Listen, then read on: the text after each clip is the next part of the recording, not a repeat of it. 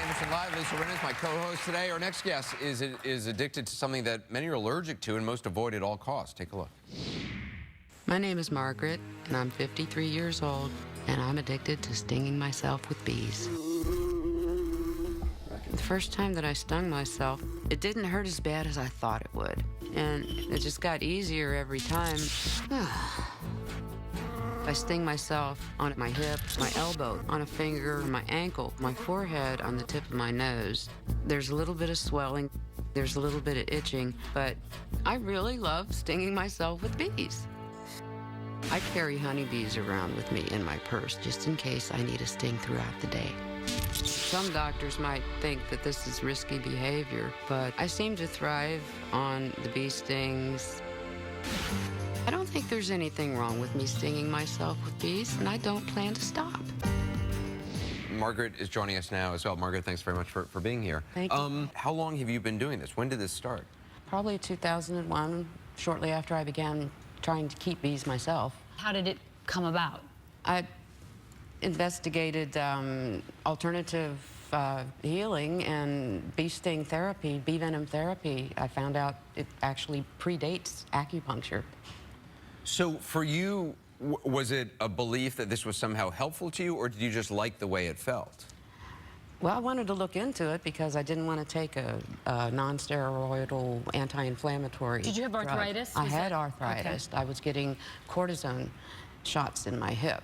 That's not with fun. a needle that was as big as a pencil. Right. And these are smaller.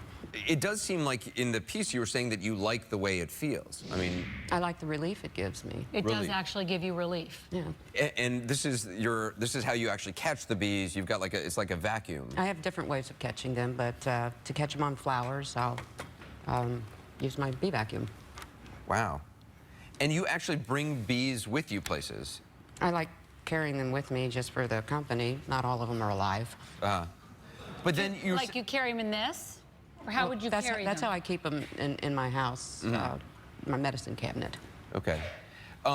Doctor, have you ever heard of this? And what do you make of the idea that there's some medical application to this? Does that... Well, what she's saying really does make sense in terms of the bees alleviating the pain of arthritis. But what's turned the corner for Margaret is that now she's kind of become addicted, if we want to use that term, to the bees. You know, my first thought is that there's probably some underneath. I don't know that it would be a surprise to you if I said you might have a little bit of issue with anxiety. That sounds familiar? And that's very evident to me. I think the bees certainly calm her down, keep her very even, and having the bees there with her in her purse is just kind of how she gets throughout the day. This is an extreme way of dealing with pain. Do you believe that there's a psychological component to this? I mean, the doctor was talking about anxiety. Yeah, it helps. The noise that they make, the humming, it's soothing, it's meditative.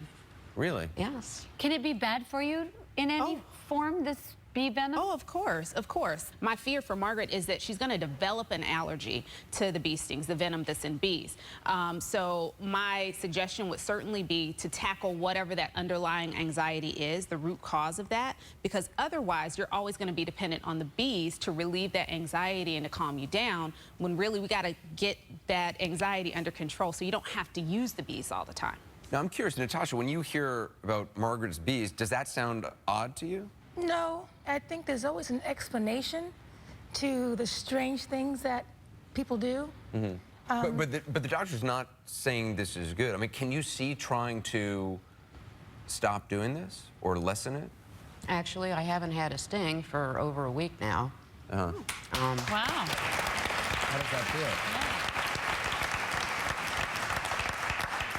I deal with, you know, the pain as best I can, but in the wintertime, you can't get the bees. They're not always easy to get. So, you know, I double up on other products of the hive, you know, like honey and propolis and pollen, and even consuming the bee larvae in the summertime. And you feel that helps you in some way? Everything about the beehive helps me. But I mean, is there a medical application to like everything associated with bees, or do you think that's more emotional or psychological? Well, I think what she's, and I'm listening to you talk right now, and I kind of feel like there's a part of you that's just not okay right now. I think there's some other pain somewhere else in your body that may be untapped or untouched and not dealt with. And I would just encourage you to really deal with that, because you're going to have those winters. You're going to have those down days. You're going to have those times where the bees aren't available, and you've got to be able to tackle whatever's really eating you and really causing this. Have you both been involved in therapy at all? Years back. Years back, not really. No. If that's something you're interested in, we want to have that offer out to you. We've talked to two specialists, Dr. Jennifer Lanham and Dr. Diane Plobauer. They've offered to work with you after the show if that's something you want to, if you feel that this is something you want to change. Is this something you want to work on? After seeing that display you had, maybe I should. Yeah. Well, that will certainly put you in touch with them. How about for you? I think I'm going to continue to sting if and when I need to, but yeah. We're not talking about right now, I know it's very frightening to think about taking away the bees. So let's not think about that. Let's just think about how to get you through those moments when the bees aren't available. And start there with therapy. It's a good start. Yeah, You got to it's a start great small. start. Dr. Tiffany, thank you very much for being with us. We wish you the best. Let us know how it goes, all right? You can catch TLC's My Strange Addiction Wednesdays.